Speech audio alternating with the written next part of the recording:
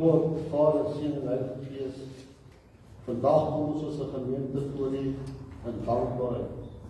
Here, hierdie naweek wat ons gevee het, die afsterwe, die wat van die hel gegaan het, die hel gaan oorwin het, die dood geword het, en wat opgevaar het binne die ewigheid gesit van die regterhand van God, ons hemelse Vader.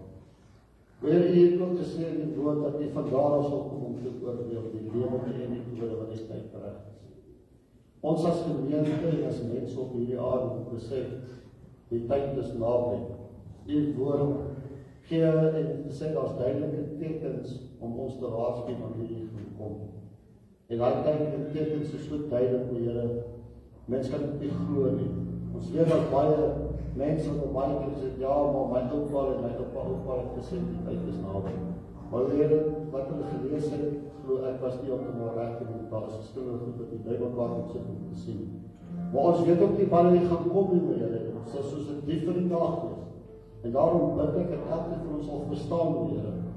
Die dief in die nag is ook die dood. Ons gaan vandag, ons gaan hoor, ons gaan oor sterwe. As ons lewensstyl reg is met U, Here, dan gaan ons nie na die Hemelse Vader se voete kan sit. Daarom bid ek vir elkeen in die kerk, die hand van beskerming, dat Here sal ophou in hulle geestelike volmaakheid, dat die woord sal lees en hulle sal verstaanbaar oor die woord maak. Selfs vir my weet, dat die woord vir my sal open, en dat ons as mense op hierdie aarde siele sal wen vir die hemel, en dat ons as 'n kerk sal bekend staan wat siele te wen. Ek bid vir die woord wat vandag kom, maak die woord oop, versterk ons in die woord. Elke nood en elke liedjie wat ons vandag sal leer, is net die ere van U. Dankie vir alles wat U vir ons doen. Dankie vir al die seëninge wat ons gegee het. Dankie vir al die seëninge wat nog gaan kom. Ons waardeer dit alles opreg. In Jesus naam. Amen. Goeie ons die Bybel.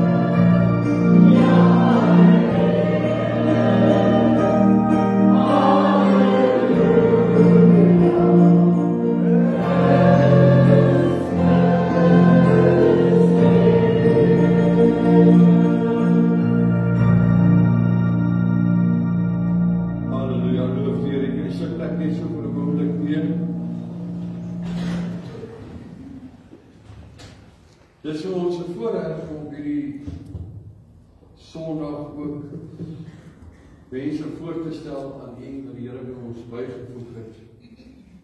En ek sê altyd hierdie en enige kerk is die Here se kerk. Dis die Here se mense. Ek is ook maar net een van hulle. Ek is ook saam met U in die Here se kerk en ek is ook deel van die Here se mense hier.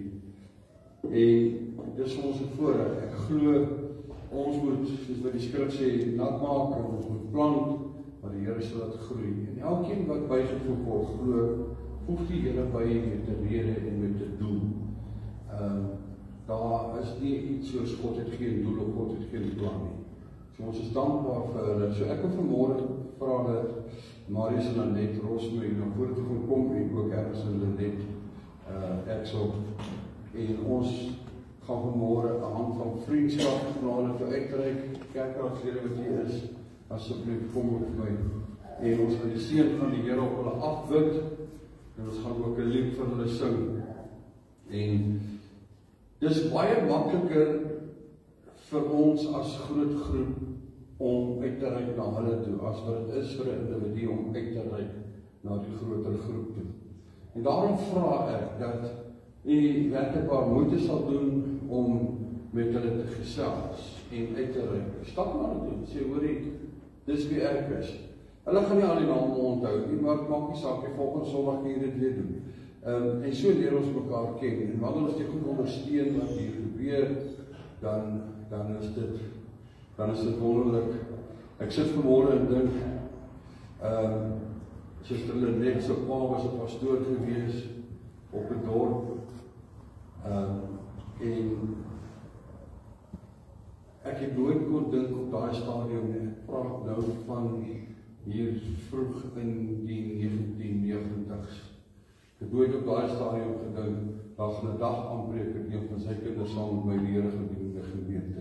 Maar dis wonderlik, en so stap die Here met ons elkeen op pad en bring ons op plekke waar hy wil hê ons moet wees. Ons gaan vir hulle die seën van die Here afbid en vir hulle lied sing, en ek wil werklik maar vra, of staan jy ons so agter asseblief? Ek wil werklik maar vra dat jy moeite sal doen en sal uitreik na hulle, gesels met hulle, en dis mooi mense hier, en die Here het vir mooi mense bygevoeg, en dat ons met hulle ook 'n mooi pad sal saamstap. Dis my gebed. Kom ons bid vir hulle, kom ons brei die hande ook na hulle toe uit. Here, ons kom vanmôre, ons bid vir hierdie 4 mense. Here, dis u plek, dis u mense, en u het vir ons nog van u mense bygevoeg. Here, ek wil vra dat hulle hier gelukkig sal wees, dat hulle die seën van die Here sal ervaar, die vreugde wat die Here gee hulle deel sal wees, en die vrede van Christus ook hier hulle deel sal wees. Dat hierdie plek van hulle Here 'n plek sal wees van waters waar rus is, dat hulle hier die rus en die vrede van die Here sal ervaar. Here, ek dank U dat julle by ons bygevoeg het. Here, en gee dat elkeen van ons wat vanmôre hier is, ook met hulle 'n pad sal stap, Here, en dat daardie bekendstellings van daardie bekendstellingsoomblik af van vandag af, as te ware 'n dag sal wees waarin ons werklik waar na mekaar toe sal uitreik, mekaar sal ondersteun, mekaar sal bemoedig. Vader, dank U vir hulle, seën hulle hier saam met ons, is my gebed in Christus naam. Amen. Kom ons gee hulle 'n lekker hande klap. Yes, we love you with the love of the Lord. Yes, we love you with the love of the Lord. We can see the glory of our King, and we love you with the love of the Lord. Yes, we love you with the love of the Lord. Yes, we love you with the love of the Lord. We can see in you the glory of our King, and we love you with the love of the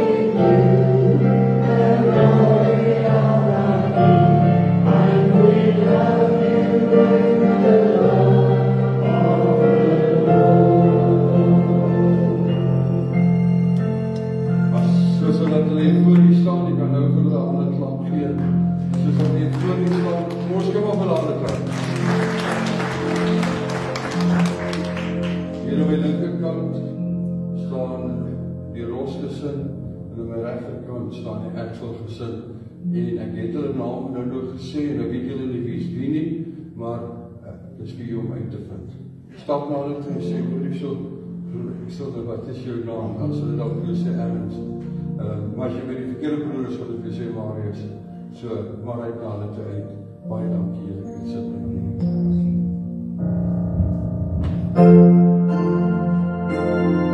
Laat ons nou lewe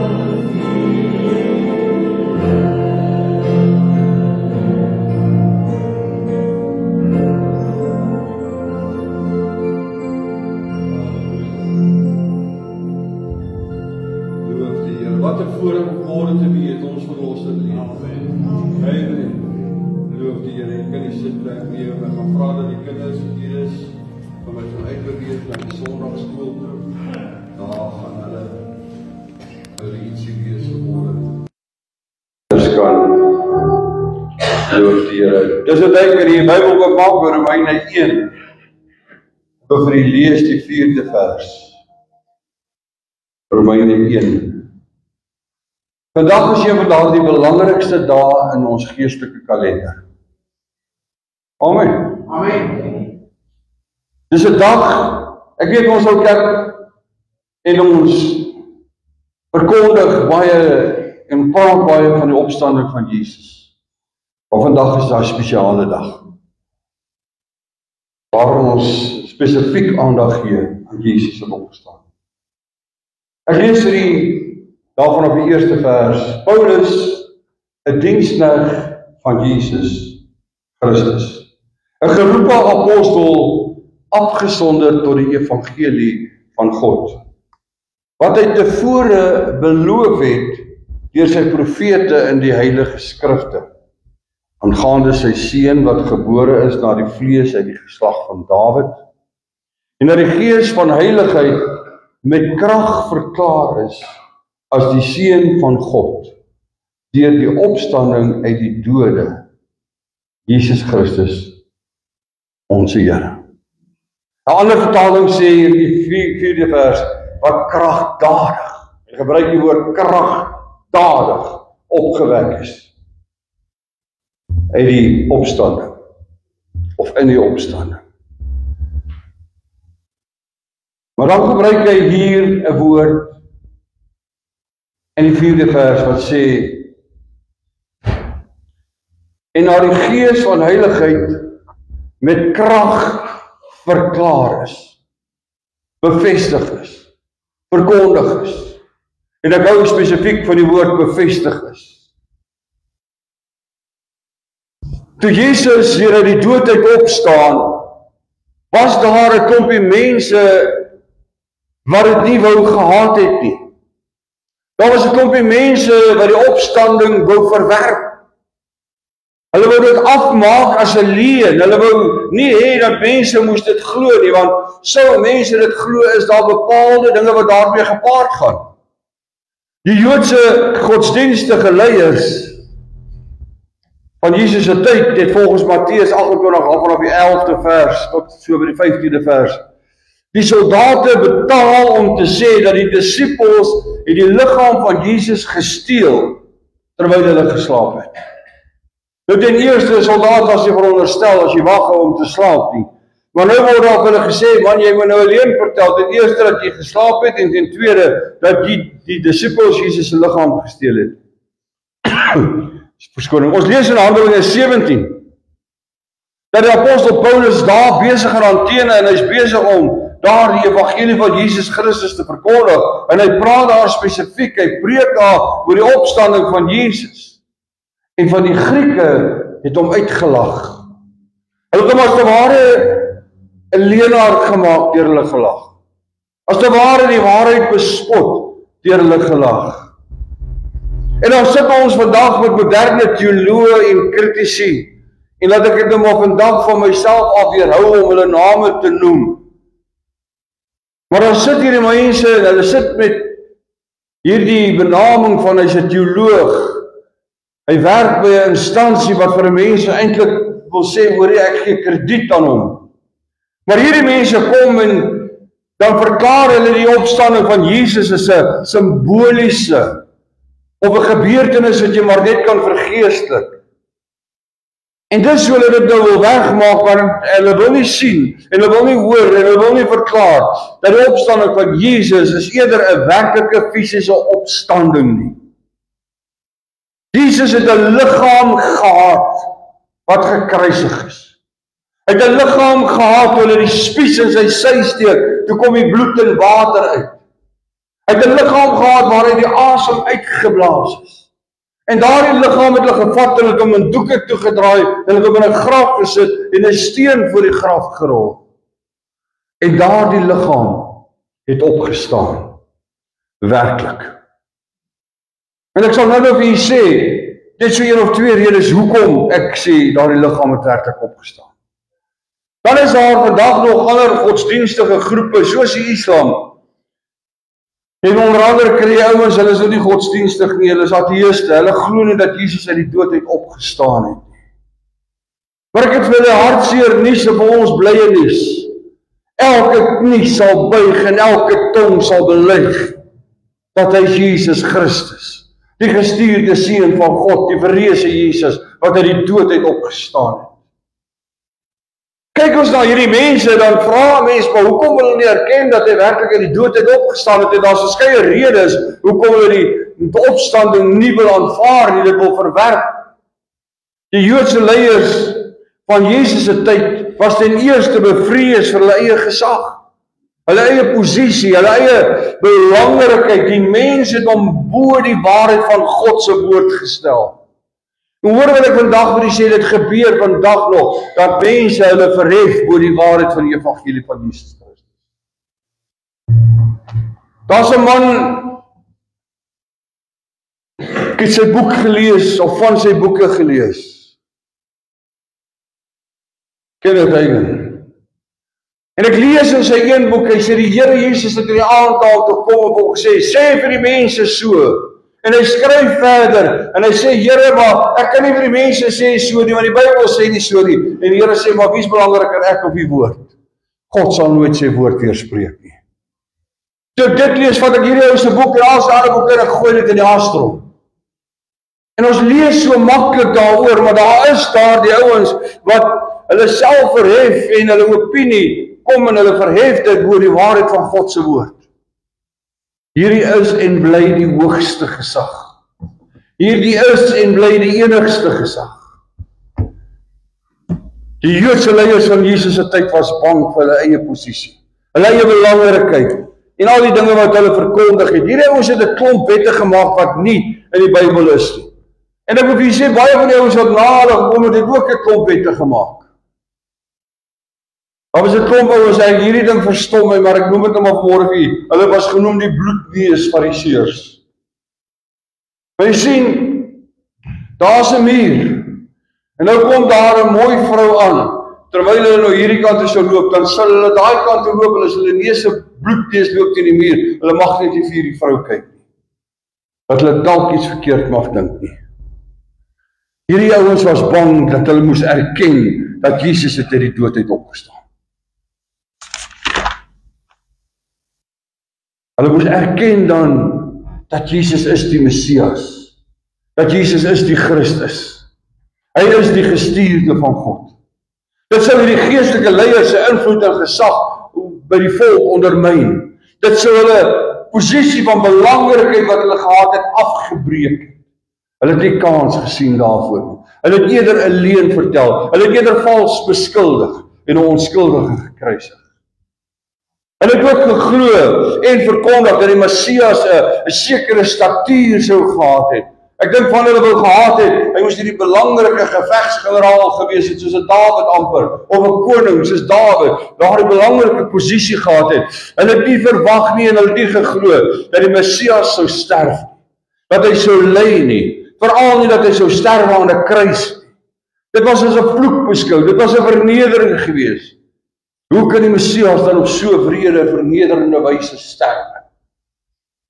Die Griekse denkers en die filosofe van daardie tyd en selfs van die moderne era en moderne skeptici die idee van 'n fisiese opstanding uit die dood het van 'n liggaam as iets onlogies gesien, iets wat nie moontlik is nie.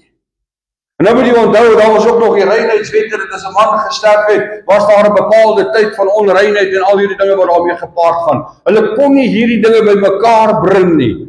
Hulle kon nie die wette en die bonatuurlike wat gebeur in die opwekking van Jesus Christus, kon hulle nie bymekaar bring nie. En vandag nog is daar diegene wat glo dat as iets nie herhaalbaar of bewysbaar is nie, dit nie geglo moet word nie. Dis 'n wetenskaplike persepsie, dat as jy iets nie kan herhaal nie, of jy kan dit nie verifieer nie, daar's geen rede hoekom Christus weer na hierdie wêreld toe moet kom, om te ly en gekruisig te word, en weer uit die dood uit moet opstaan. Hy wat glo, salig is hy, sê die woord van die Here. Vir baie beteken dit, as hulle Jesus se opstanding uit die dood uit erken, dan moet hulle erken dat alles wat Jesus gesê het is waar, dis korrek en dis reg. Maar dit beteken ook dat hulle eie lewenswyse sou moes aanpas. Dit wat hulle glo, dit wat hulle verkondig, sou hulle moes aanpas. Dit beteken dat Jesus is die Here, hy is die regter, en 'n lewenswyse is nodig om te verander. Dit het vir hulle bepaalde implikasies. Dit roep hulle tot 'n bepaalde verantwoordelikheid teenoor die Here en tot gehoorsaamheid aan sy woord. En my broer en my suster, ek sê dit vanmôre met groot deernis in my hart, om hierdie Bybelboek te gehoorsaam is vir ons as mens baie keer 'n moeilike ding. So ons baie keer moeilik om te sê, maar die woord van die Here sê so, daarom sal ek. Sy goed skuif ons maklik weg een kant toe. Die opstanding van Jesus uit die dood is te ware die kern van ons geloof. Daarom is 'n Sondag soos vandag en 'n dag soos vandag vir my geweldig belangrik. Dis waarop ons geloof gebaseer is. Dis waarop ons prediking gebaseer is. Dis waarom ons hoop besaligheid gebaseer is.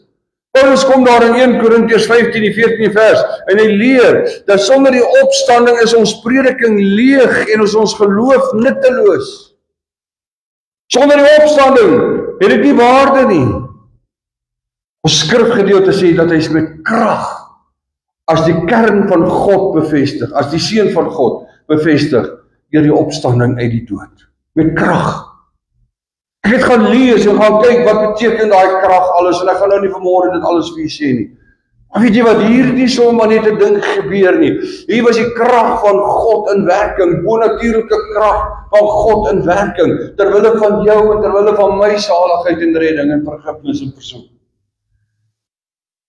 As ek gaan kyk daarna dan lees ek dat Jesus het gesê, ek en die Vader is een. Jesus het ook geleer dat hy is die seun van God. Jesus se opstanding uit die dood is die Vader se bevestiging van Jesus se identiteit. Dis God se bevestiging dat dit is waarlik sy seun wat uit die dood uit opgewek is, sy seun wat vir ons gesterf het aan die kruis die Vrydag. Die seun wat hom van al sy heerlikheid ontledig het en na hierdie wêreld toe gekom het in die gestalte van 'n mens. Wie was vir wonderlik? Geen ander godsdienstleier in hierdie wêreldse geskiedenis kan daarop aanspraak maak dat hy die dood oorwin het nie. There's no one. Jy kan vir hom sê Mohammed, dan sê ek vir jou daar in die stof van Medina, hulle is hy lankal, die wurp is in die goggatjies son tot niet. Die stof is hier tot stof sê hy terugkeer. En jou kan jy kan kom by Hare Krishna. En jy kan kom by hulle almal, hulle gaan hulle naam opnoem. Maar weet jy wat, jy kan by hulle almal kom, almal van hulle het gesterwe. Nie een van hulle die dood het opgestaan nie. Hulle het nie daardie mag nie. Geen ander godsdienstleier kon dit doen nie. Jesus het verder gegaan, hy het voorspel, hy het gesê ek sal uit die dood uit opstaan. As jy gaan lees daar in Johannes 2, die 19de vers, dan sê Jesus, breek hierdie tempel af en in 3 dae se tyd dan bou ek hom op. Breek hom af, 3 dae. Dan sê weer daar. Dit het waar geword. En dit dien as 'n bevestiging dat Jesus is die seun van God. Hy is die gestuurde van die Vader, hy is die Messias, hy is die verlosser, hy is 'n voorspraak by die Vader, hy sit aan die regterhand van die Vader. En wie wat alles ter wille van jou en van my. Daarom maak dit vir hierdie dag so 'n spesiale en besonderse dag. Hy het nie nodig gehad om dit te doen nie. Omdat hy ons lief het hy. Sy opstanding beteken, ons kan elke woord wat Jesus gespreek het, elke voorspelling, elke belofte, kan ons glo. Kan ons eie maak, ons kan daarop staan, ons kan verwag dat dit wat voorspel is en nog nie gebeur het nie, gaan gebeur. Soos dit wat Jesus sê, ek gaan kom. Hy gaan kom. Gaan ek 'n datum daaraan koppel? Nee. Dis gevaarlik. Die woord van die Here sê, ons ken nie die dag en die datum nie. Vader weet. As jou sak met die Here reg is, het jy nie 'n bekommernis oor 'n datum nie. Hier is 'n bevestiging van Jesus, die seun van God. En hierdie bevestiging beteken ook dat ons geloof in Jesus, ons hoop in Jesus, ons vertroue in Christus is geregverdig. Dit het nie sonder waarde nie, dit het nie sonder betekenis nie. Hierdie opstanding bevestig vir my ook die drie-eenheid van God. Handelinge 2 vers 24 sê, en God het hom opgewek deur die pyn van die dood te verbreek. Mooi. Dan kom Romeine 8 vers 11 en sê, as die gees van hom wat Jesus uit die dood het opgewek het in julle woon. Die gees van God het hom opgewek het. Ons sing daai koortjie, of ons het hom gesing jare gelede, if the same spirit dwells in you, it will quicken your mortal body. Johannes 10 vers 18, Jesus is daar self in die woord en hy sê, ek het die mag om my lewe af te lê en ek het die mag om dit weer op te neem. Wat het hier gebeur? Die Vader het hom opgewek, die Seun het met eie mag en gesag opgestaan en die Heilige Gees het kragtig meegewerk. Dit wys vir ons op die drie-eenheid van God. As jy 'n ander bewys wil gesoek het, hierdie is 'n kragtige bewys, my broer en my suster. Dit in Jesus se opstanding. Die opstanding van Jesus word op verskeie wyse bevestig. En ek kan nie alles vanmôre met u deel nie, maar ek wil 'n paar van dit met u deel en ek wil kortliks daaroor praat. En ek doen dit omdat dit moet dien ook as versterking van die geloof. Dit moet dien as opbouing van die geloof. Matteus 28 vers 5 en 6 kom en sê, die vroue hoor by 'n engel, is nie sommer net 'n ou nie. Dis nie spreekwoordelik gesê, Jan rap aan sy maat waar by die graf sê, hey, wat soek julle nie? Dis 'n engel. Dis een wat uit die hemel uitkom, wat God stuur en hy sê vir hulle, hy's nie hier nie. Want hy het opgestaan soos wat hy gesê het. Hy is nie hier nie, hy het opgestaan, die graf is leeg. Dit wat hy gesê het, hy gaan doen, dit het hy gedoen. Dit het waarheid geword, dit het gerealiseer. En dan is daar 'n ander plek waar die engele ook kom. Eintlik verskeie plekke waar die engele kom. Matteus 28 is een, Markus 16 is een, Lukas 24 is een, waar hulle kom en waar die engele verkondig en praat van Jesus se opstanding uit die dood, net soos wat hulle vroeër gekom het en gesê het, daar gaan 'n seun gebore word. Net soos wat hulle vroeër sê, daar is 'n seun gebore. Dan kom die Here Jesus en hy maak 'n verskyning aan 'n klomp mense. En ek gaan nie alles hier noem nie, maar net so 'n paar van dit noem. In Johannes 20 verskyn hy aan Maria Magdalena. Sy skryf, Jesus verskyn aan die ander vroue ook by die graf. Dan verskyn Jesus aan Petrus daar in Lukas 24. Daar dieselfde man van wie hy gesê het, jy is die rots op wie ek my kerk gaan bou. Daar dieselfde man wat later 3000 mense na die Here toe lei, 'n ander plek 5000 na die Here toe lei. Sommers so in 'n kwessie van 'n paar dae, daardie man wat weggekry het, 'n diensmeisie van hom gevra het, ken jy hom? Is jy een van hulle? Daardie man wat gesê 3 keer ek ken hom nie, maar Jesus verskyn aan hom en hy raak 'n magtige prediker want daar's 'n oortuiging in hom dat daar is 'n Jesus wat lewe, wat die dood oorwin het en alles wat hy gesê het is waar en hy is die Messias. En dit maak 'n verskil in Petrus se gedrag en Petrus se optrede. So ook die ander disippels, dat hulle is bereid om hulle lewens af te lê, waar hulle nie eens bereid was om 'n bekentenis te maak en te sê ek ken hom nie, waar hulle weggekruip het. Kom hulle nou en met moed en met durf verkondig hulle Jesus Christus as die Seun van God, die een wat gekruisig is en die een wat opgestaan het uit die dood. Dan kom Jesus en hy verskyn daar in Lukas 24 die 2 Emmausgangers. En hy praat daar met hulle. En hulle praat oor die gebeure. En hulle verstaan nie alles nie. Jesus maak dit vir hulle duidelik. En dan verskyn Jesus aan die disippels terwyl Thomas nie by hulle is in Johannes 20. En hulle vertel vir Thomas, Jesus het aan ons verskyn en Thomas sê ek sal dit nie glo voordat ek nie sy wonde gesien het nie.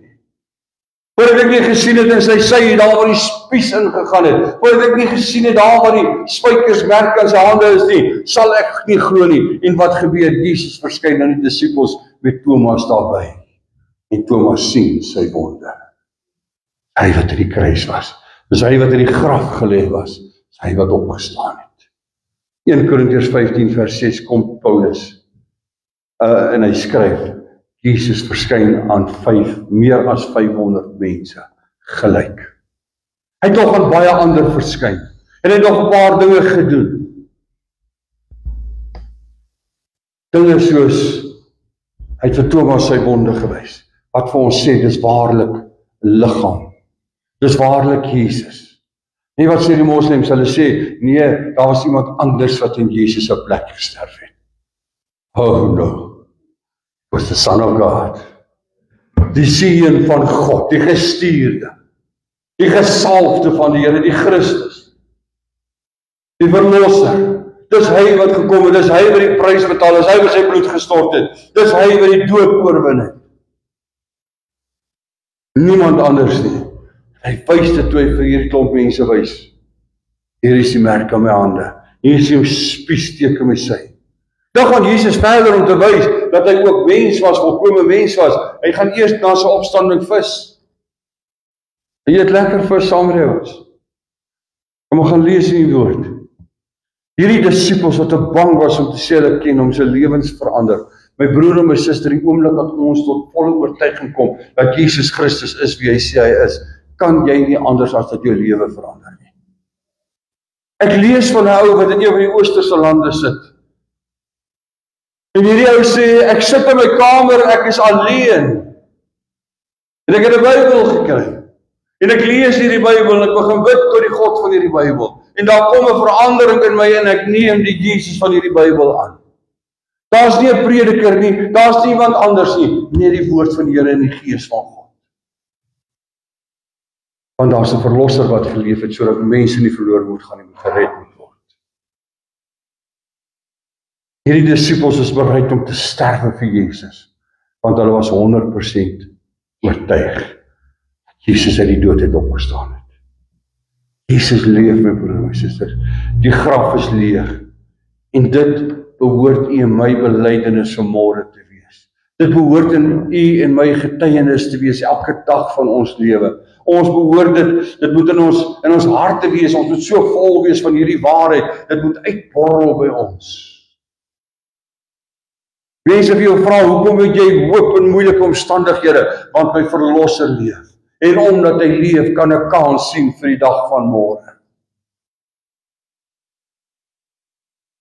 Wie wat was vir my baie lekker, en ek wil afsluit ook, maar wie wat was vir my baie lekker? Ek lees nou maar so 'n bietjie hier en daar oor die politiek en die goeters. Ek wil nie die goeters praat nie. Maar dit is baie keer belangrik om dinge te sê.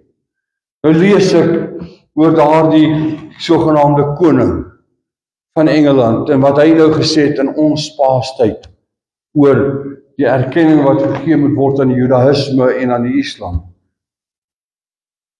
En dan kom 'n ou soos die Secretary of State van die VSA, Marco Rubio, en 'n ryke verklaring uit. Ek wil vir julle lees. Hy sê Easter celebrates the resurrection of Jesus Christ, the Son of God, the King of Kings and the Lord of nations. Jy kan maar maak net wat jy wil en sê net wat jy wil. Jy kan soos die Franse kom en sê, ja, maar ons is nou maar, staan een kant los van godsdienst, en jy kan soos ander ouens kom en sê, ja, maar ons glo hierdie ou, of ons glo daai ou. Nee, my broer en my suster, daar's net een koning van die konings, one Lord of lords, and he's the Lord of nations. Dan gaan hy verder, hy sê, this Holy Week and Easter, I call upon all nations to respect the right of Christians to declare Christ is King. My broer en my suster, ons kan nie verwag van 'n heiden, 'n ongelowige, noem hom net wat jy wil, om te verklaar dat Jesus is koning nie. Ons kan nie van 'n ongelowige en 'n heiden verwag om te verklaar en te sê Jesus Christus is die redder, die saligmaker en die verlosser nie.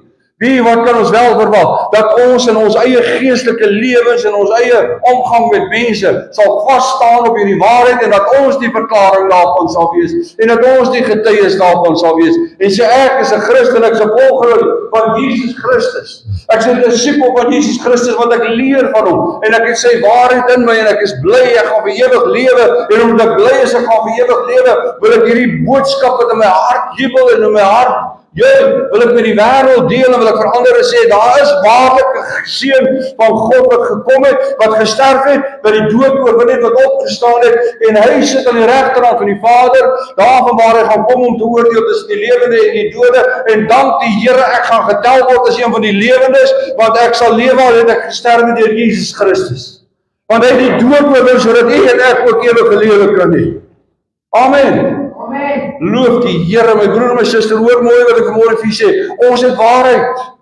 En ons moet dankbaar daaroor te wees. Nie hoogmoedig en nie verwaand nie, maar omdat ons waarheid het oor wie Christus is en wie hy in ons lewens behoort te wees, moet ons hierdie waarheid nie skaam en skugter hanteer nie. Geen ding om nederig te wees, maar is ook 'n sekere ding om te weet, om te sê, ek is seker van my geloof. Hy verlosser leef. Die graf is leef. My broer en my suster, ek sien kans vanmôre. Want daardie gees van God, wat daardie tempel van Jesus help opbou het afgebreek is. Sê die woord van die Here woon in my. Hierdie is die tempel van die Heilige Gees. En daarom kan ons getuig dat Jesus leef. Nie net sommer 'n dag nie. Mense hou allerlei goeders in hierdie tyd en dis reg, dis goed, dis mooi dat hulle dit doen. Maar weet wat, is vir my genoeg om te weet. Ek kan herdenk en ek kan dankie sê, Here, dat U vir my gesterf het, vir my gekom het, vir my die dood oorwin het. Vir my die dood oorwin het, vir elkeen van u.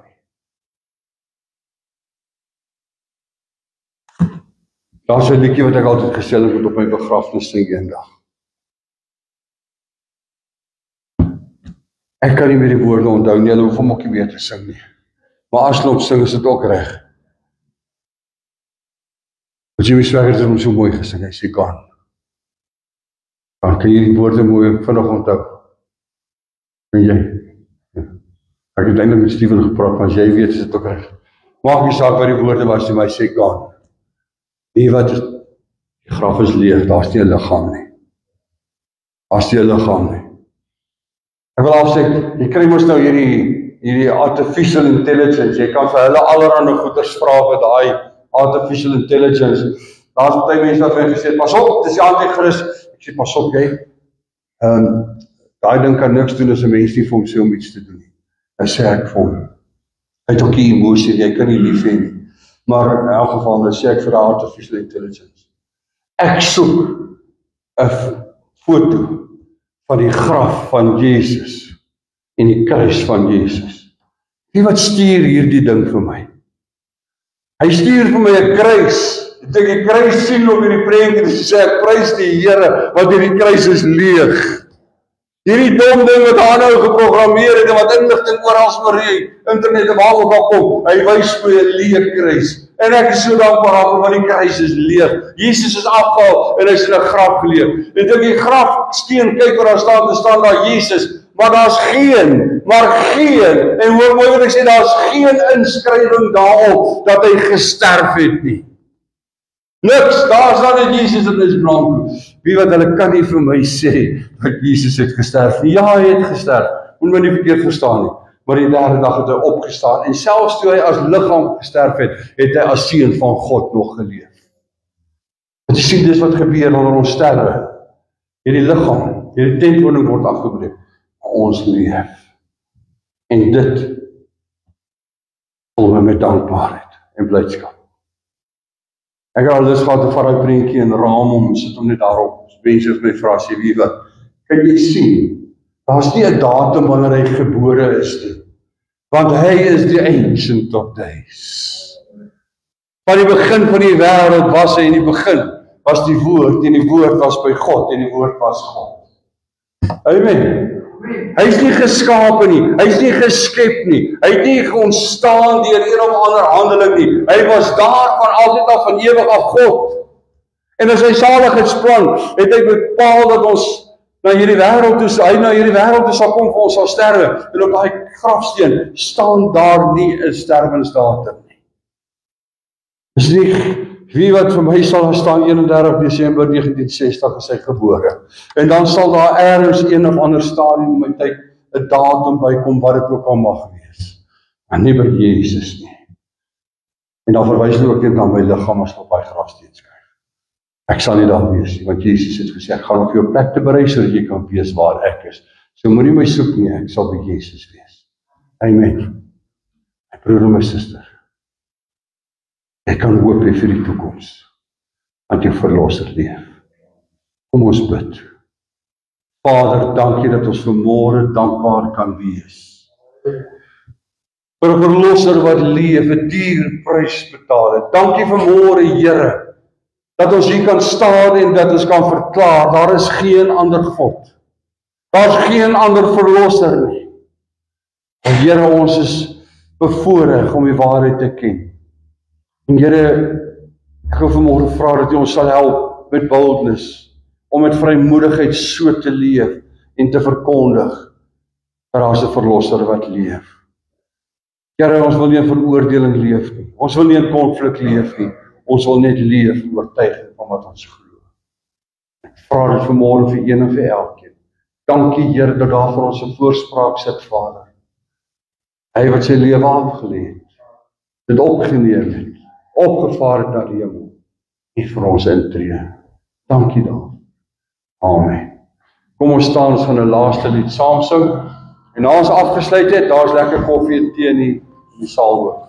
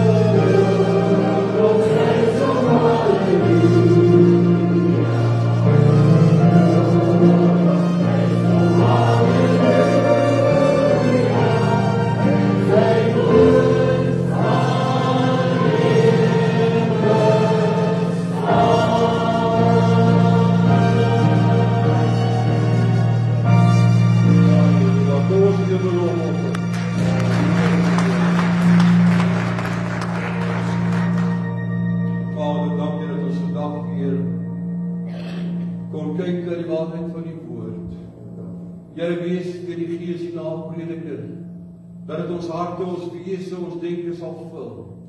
En Here, dat dit ons getuienis sal wees. Verdaag ons in die vrede, verdaag ons in die liefde, woord en bewaar ons. En dat die hand van beskerming oor ons uitgestrek wees, spraak in Christus naam. En ek dank U daarvoor. Amen.